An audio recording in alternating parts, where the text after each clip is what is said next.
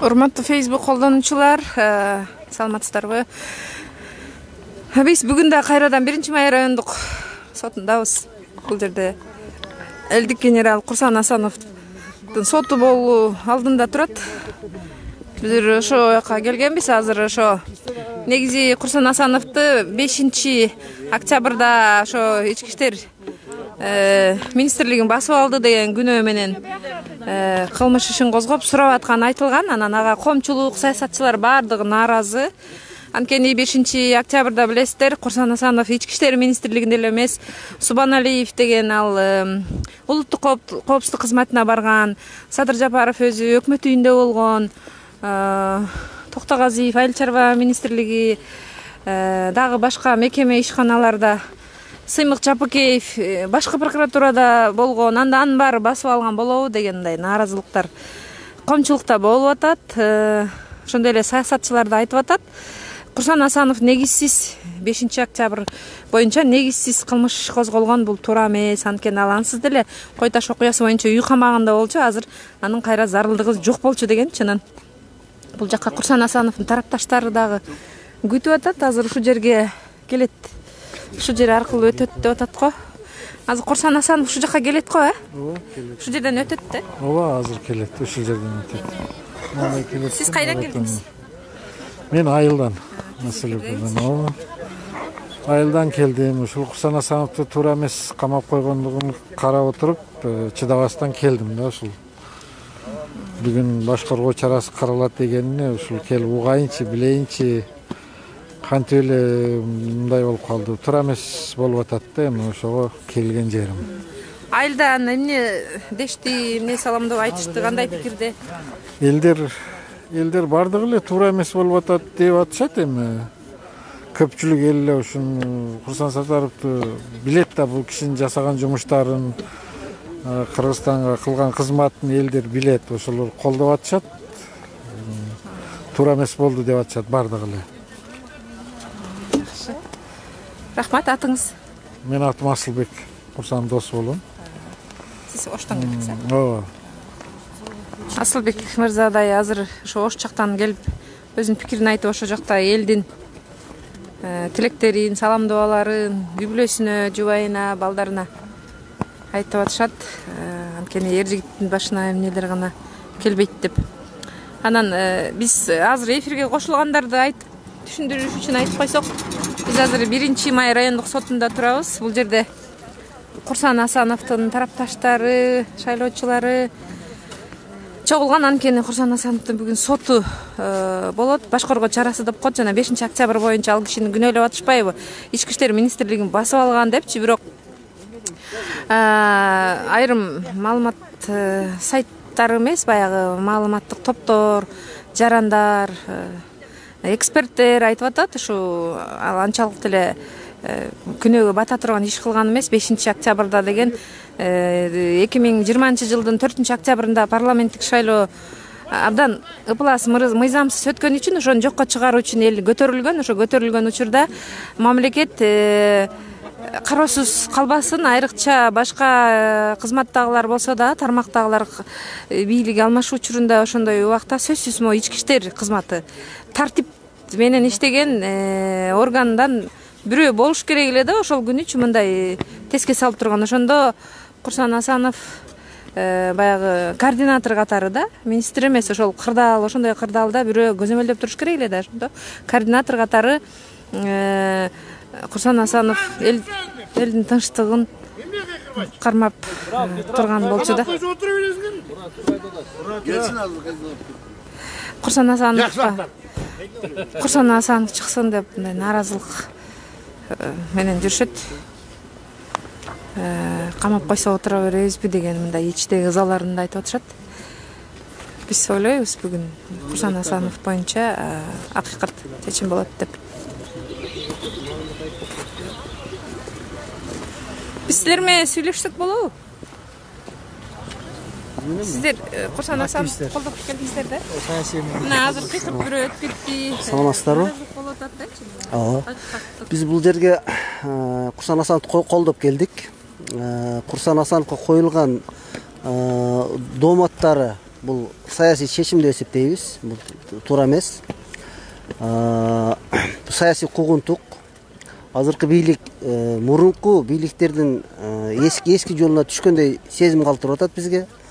Ошон үчүн Курсан Асановду коюлган дооматы туура эмес. Себеби Курсан Асановго коюлган бүгүнкү статьяларына коюлган статья менен башка адамдарга кандай коюлуш керек. Себеби алар бүгүнкү күндө мына бүгүн инаугурациясын өткөрүп бийликке келип отурушат. Бул ошолор эле катарында бул стабилдүүлүктү сактап калайын деген негизде барган, мыйзамдуу барган. Аны мыйзамдуу жана Субанаев да айтып атат. Бул мыйзамдуу барган. Ошон үчүн бу жерде эч кандай негиз жок. Бул только саясий куугунтук деп гана эсептесек болот. Сиз кайяктан келдиңиз? Мен Бишкек шаарында турам. Мен саясий туткундарды коргоо комитетинин мүчөсүмүн. Фамилиям Мадаминов. Мен кайдыгер карабай, как жаран катары келдим. Бул статья коюлгандан кийин мен да ар жагын бер жагын анализдеп, туура эмес деп өзүмдүн позициямды билдирейин деп келдим. Эми жаңы президент шайланды мына бүгүн, тарыхый күндө атабыз. Кандай үмүттүүлүк бар? Эми жакшы не жарым ырыс дейт. Жакшы ниет кылып турайлы, жакшы болор. Балким ал кишилерге жеткирбей, ортодогу бирөөлөр интрига кылып аткандыр бул жерде. Ошон үчүн жакшы чечимдер болот деп, мына бүгүн азыр үмүт кылып отурабыз, бизге колубузга чыгарып берет деп. Анын баары жок, адилеттүү болуш керек, куугунтук токтолуш керек. Ошондой эле биякта эжекелер дагы, эжекелер. Байке, сиз дагы сөз кошумчалап кандай дейсиз? Азыр менин бир суроолорум бар анда. Ошо башка коомчулуктун эсинде бар да, дагы башка Курсан Асановдай болуп 5 күнү. Башка кызматкерлер дагы жүрдү да. Туура эле. Кандай болуш керек, кандай болуш керек деп ойлойсуз? Чындыгын ал убакта башаламандык болгондо, баарыбыз эле билебиз. Биз деле ошол жерде жүргөнбүз. Ошон мисалы башка элдик төңкөрүш болгондо алда да убактылуу мындай туруктуу бийлик болгон эмес. Ошол туура айтат. Суаналиев деле туура. Ошол убакта Совет безопасность орун басары Суаналиев гана мыйзамдуумун деп өзүн айткан да. Ошонун негизи менен эле буйругу менен келген бул. Эч кандай эгерде бир эле адамга мындай чектөө киргизип, мындай камап, бул саясий куугунтук кыла турган болсо башкалар эмне кылды экен? Ошо 5-6-сынан суроо бербейли. Сымыр Жапикеевтер эмне кылды, башкалар эмне кылды? Барлыгы күч структуранын кээ эле кызматтар баарын ээлеп алган күндөр болду да. Эмне үчүн аларды сурак бөлбөйт экен? Бул эмне күнү? Мына Садыр Жапаров деле айтты, эгерде президентибиз мына эч кандай саясий куугунтук кылбайм деген, эч кимине, туурабы? Бул эмне куугунтук эмес кандай болот экен? Мен түшүнгөн жокпуз биз эле чынын айтканда. Анан эми мен дагы бир нерсе айткам, человеческий фактор деген болуш керек адамдачы. Себеби аялы дагы ушундай оор акыбалда турганда, анан баягы жанында турса Курсан Асанов качып кеткен жок, ал ушул жерде эле жүрөт. Анан ошондой маалда өзү билесин оор күндөр келип турганда, аялы ооруп өзүңүздөр билесиздер, баягы турганда ушуну кылган мен ойлойм бул туура эмес. Бул мыйзамга туура келбейт, адамдык сапатка да туура келбейт деген эдем ойдом. Ошондон элдер келип азыр Курсан Асанов эми жөнөкөй адам бала эмес, жөнөкөй киши эмес, жөнөкөй генерал эмес, бул элдик генерал. Ошондуктан бул биз бир нерсени унутпашыбыз керек. Кыргызстан эгемендик алган жылдан баштап Курсан Асановдун кыргыз мамлекетине кошкон салымдары өтө чоң. Мынчалык бирде генерал же башкалар эч кимчалык мамлекетке чоң салым кошкон эмес. Себеби кайсыл жерде Кыргызстандын конфликт болгон жерде Курсан Асановдун аты болуп турган. Ошол биринчи катарда турган. Ош окуясы болобу, Анжиян окуясы болобу, Кой Таш окуясы болобу, башкалар болобу. Ошондуктан биз муну туура кабыл алышыбыз керек да. Мунун кыргыз жерине кылган эмгегин биз баалашыбыз керек, билишибиз керек. Элдикте гана муну саясий куугунтук же өзүнө мындай күчтүү эме кылып көрүштүн кереги жок. Конечно, оппонентин көрүш кереги жок. Бул саясий оюн деп коет, бул саясий күрөш. Буга эч кандай эме кылыштын кереги жок. Башкаларга кыйкыргандар деле жүрөт го, канчалык сын пикир алар эмне болду эми. Ошондон мен ойлойм бул жол туура эмес жол тандап алды. Мен ойлойм бүгүн инаугурация болуп атат, бүттү. Кудай буйрса президентибиз имандуу киши болсо керек деп ойлойбуз. Балким бүгүн туура чечим кабыл алат да, мына ушунча эл ошондон жаңы президенттен үмүт күтүп турган убагыбыз да. Атыңыз ким байке? Атым Турганов Жылдызбек, коомдук ишмер болом. Жылдыз байке, сиз айттыңыз башында жана Субаналиев ушундай тапшырма берген экен деп, ал Курсан Асановду ошол күнү координатор болуп иште деген сунуш бергенби же кандай? Жок, мен чын айтсам мен билбейт бирок мына массалык маалымат каражаттарына Суаналиевдин приказ колунда турбайбы, кагаз биз окудук, азыр мына баарыбыз эле окуп атпайбызбы? Ошонун негизинде ал официалдуу түрдө ошол ал билесиздерби, ошол 3 күн 4 күн болуп убактылуучу милдетин аткарып алып турганда деле пресс конференция бергенде деле мен ошол жерде болдум, журналисттер менен чогуу. Ошондо деле айтты, мени Суаналиевдин буйругу менен келип олтурам убактылууча деди. Ал мен кырдаал туруктап, бирок аны деле эске Чакырбаска ошол маалда эмне үчүн чакырат? Сен эми белгилүү адамсың, белгилүү инсансың, белгилүү генералсың. Ошол маалда шаарларда мурдагыдай окшоп 2010-2005ке окшоп шаар баягы ишкерлердин мүлкүн да талап кетпесин деп, талаптануу болбосун деп ошондо башына туруп бер деп чакырган үчүн бул элдик кошундун башын бириктирип ошондо турбадыбы? Ошондон шаарда эч кандай мародерство же болбосо талаптануу болгон жок. Мындай эске алып коюшубуз керек да. Бул деле жакшы нерсе. Ал деле мен келип төөлүк отурдум деп айткан жок. Ошол деле журналисттер менен пресс конференция болгондо деле айтат. Мен убактылууча келдим. Мен 3 күн болобу, 4 күн болобу. Мен качан болсо да мен кеткенге даярмын деди. Мен азыр убакыт суранга мен иштеп атам деди. Ал мында деле тура да, эмне кереги бар анчалык. Жанагы 9-унда сиз ушу коомдук ишбер болсоңуз билет болушуңуз керек. 9-унда 9-октябрда ички иштер бөлүмүнүн да эми ошо ардагерлери Курсан Асановду чыгарып койду кабинетинен деген кандай болду эле ошол эмнеге? Эми мен чын айтсам мен ишенсеңиз биз көп нерсени баягы бизге билмеген нерселер бар да. Мен бир нерсе деп айта албайм. Себеби кимдер болгон? Кечирип коесуз. Эгерде ошо милициянын ардагерлери дей турган болсо, кече бул президентке талап бергенде президент милициянын мурдагы али ардагерлери колдоп чыкты го Курсан Асановду. Ооба, анан эми кантип айта алабыз биз эми? Мен ойлойм, ар бир жерде баягы эски бузукулар, баягы мисалы бир бийликке болсо, теги бийлик болсо жакшы көрүнөйүн же болсо кызмат алып калайын деген адамдар болушу. Мен ойлойм, ички иштер кызматкеринде деле татыктуу инсандар бар, өз мекенине адилет, таза иштеген инсандар көп. Эми ал жерде кээ бирлердин балким оюн болуп кетиши мүмкүн. Курсан Асанов деле ушундай жигит, бир креслого жабышпаган жигит ал. Ошол кубалап чыккан ардагерлер кайра Курсан Асановду колдодубу? Эми заман ушунда, эчтеке таңгалышың керек. Бүгүн ал жерде болсо, ал бул сайдын аркы бетинде болсо, бүгүн берки бетине эле өтүп кете берет. Бул 200 адамдар көптү. Бизде Кыргызстан толуп, биз ошого көнүп калдык элдерибиз. Ушундай нерсе. Мен ойлойм, акыйкаттык, чындык, адилеттүүлүк болсо, Курсан Асанов бүгүн бошош керек, эркиндикке чыгыш керек деп ойлойм да.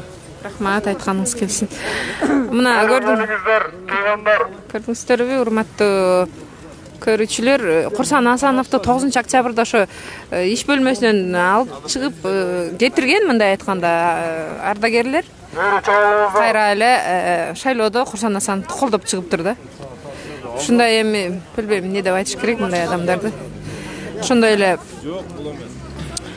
калыстык, анан калыс аксакалдарды атпайбы? Курсан Асанов могу машина менен келди.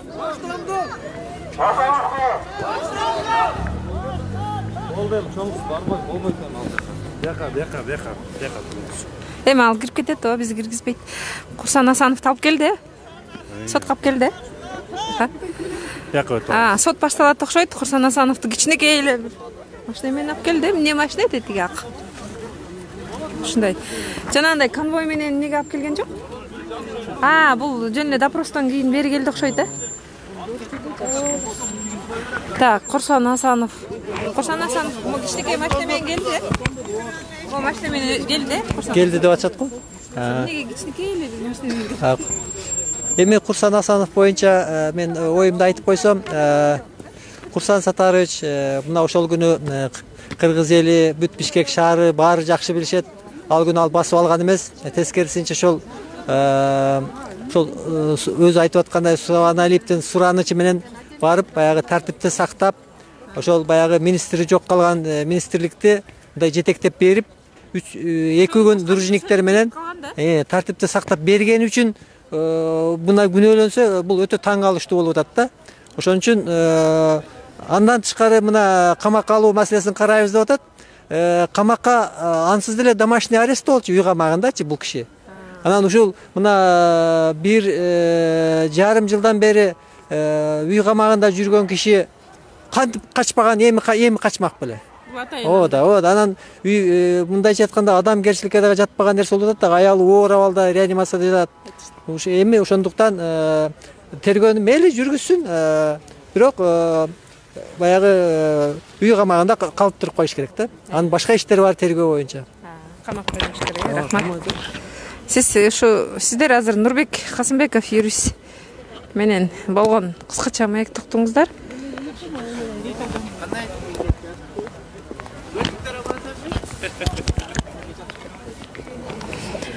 Курсан Асановду ичине алып кирип кетти. Жанагындай конвой деп коем, эмне деп коет, автозак ошондой менен эмне алып келген жок дейт. Анткени андайларды камакта жаткандарды гана алып келет. Бул сурактан эле бери бияка келди деп айтып атышат. Бул жерде кичинекей митинг кылган атышат го дейт.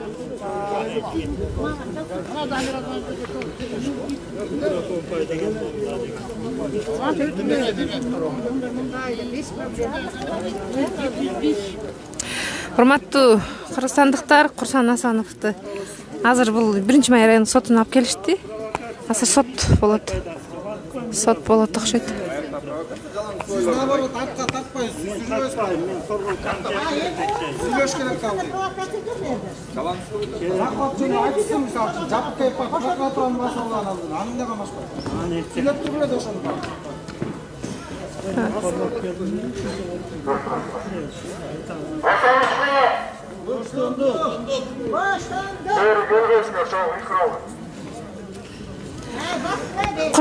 Элдик генералы Курсан Асановдун баш коргоо чарасы 5-октябрь боюнча ушу күнөөлүү ушу МВДнын ички иштер министрлигин басып алган деген айып коюшкан. Президенттик шайлоо бүтөөрү менен бул президенттик шайлоого катышкан талапкер. Против писа.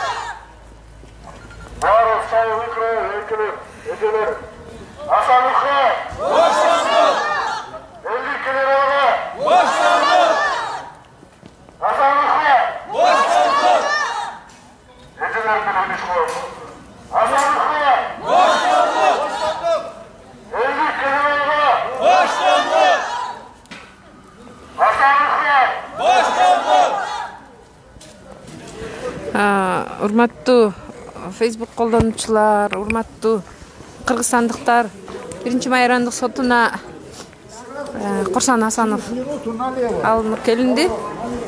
Сот кайсы кабинетте өтүлүүгө аракет кылып көрөлү. Курсан Асановдун соту каякта болот болду экен? Кайсы бөлмөдө болот болду экен? Курсан Асановдун соту каякта болот болду экен? Кайсы жакта болот болду экен? Алып келди. Курсан Асанов алып келди. Курсан Асановдун соту каякта болот?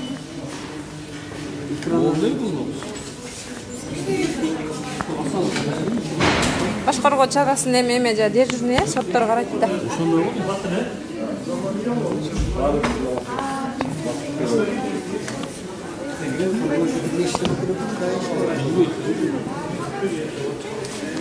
Биринчи Май райондук сотунда ушу боштондук деген элдин күнүгө ар кайсы тармактын талаптары ушу боштондук деген кыйкырыктар күнүгө болуп атат тилекке каршы.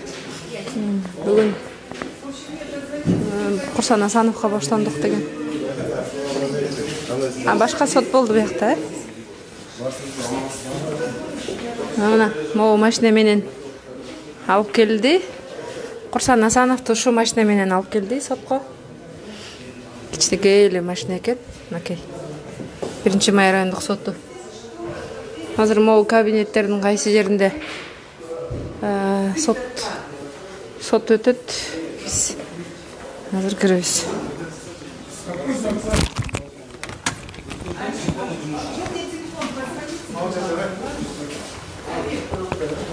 Окей, мояктан негизи 1-Май райондук сотунда мындай короого алып келет. Камактагыларды анан Курсан Асановду могу машина менен алып келди. Ушу менен алып келди. Анан могу эшиктен кирет дагы.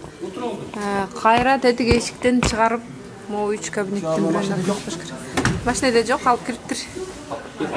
Машинеде жок. Могу якта болот. Могу жерде болот. Ушу жерде наран кабинеттердин бирөөнө чакта болот.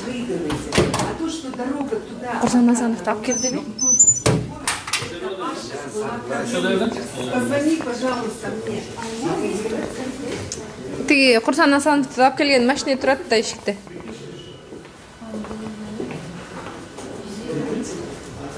Урматтуу Facebook колдонуучулар, могу решетканын ар жагындагы машина менен Курсан Асановду 1-май райондук сотуна алып келди.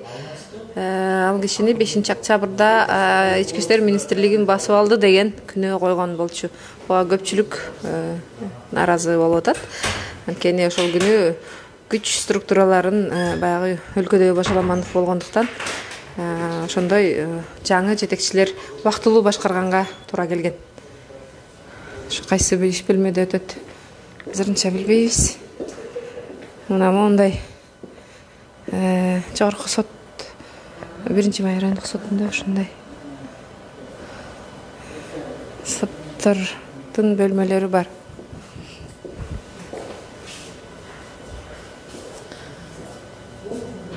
Курсан Асанов ичинде жок. Ичинде жок экен.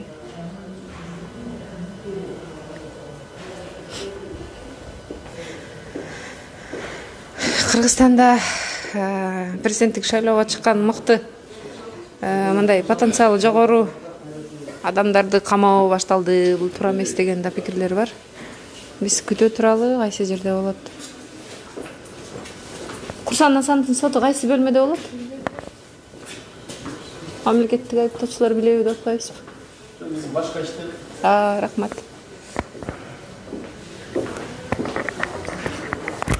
Бакт иштейсиңерби? Курсан Асановдун соту бактабы? Аны точно билбейт экенбиз. Ателекпи? Ателекпи? Турса башталып атканда өздөрү айтышат жакшы. Жок, Курсан Асанов ичинде болчу, мен көрдүм. Биякта токтоп турат, өзүн көрдүм мен. Бияктан алып келмек.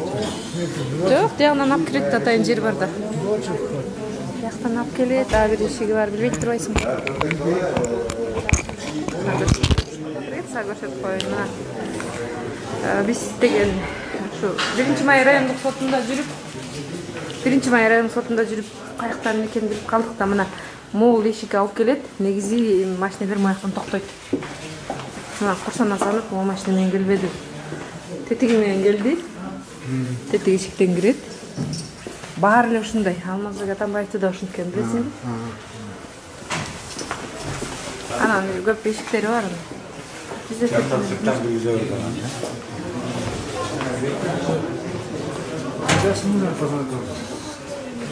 жүрбөйбү?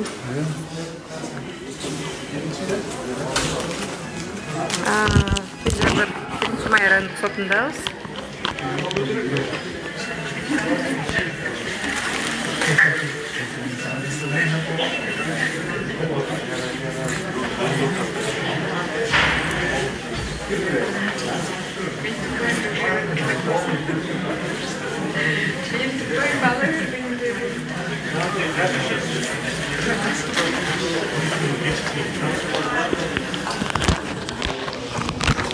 Курсан Асанов сот кайсы кабинетте болот? Асановдун басталды болот, Каймовдун болот. Каймовдун болот, чоң залда.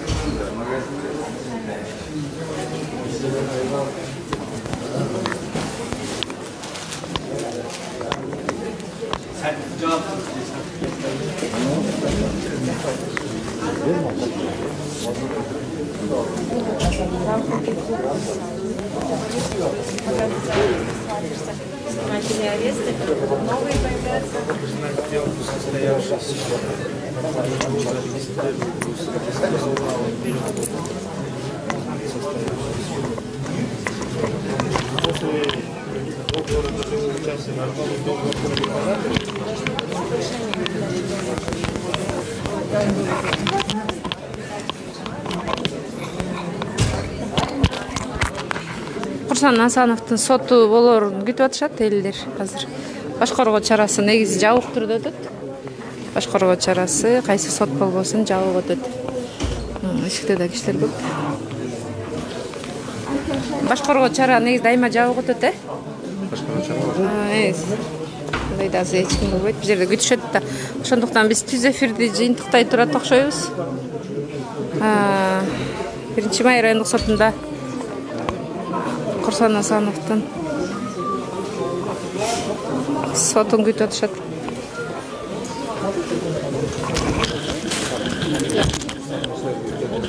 Интервью берди.